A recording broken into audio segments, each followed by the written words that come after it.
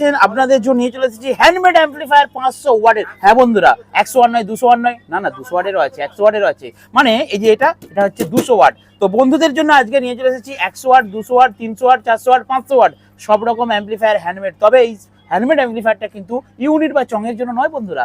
আপনাদের বাড়িতে যদি স্পিকার থেকে থাকে সেই স্পিকারকে পুরো ধুনে বাজাবে এই অ্যাম্পলিফায়ার।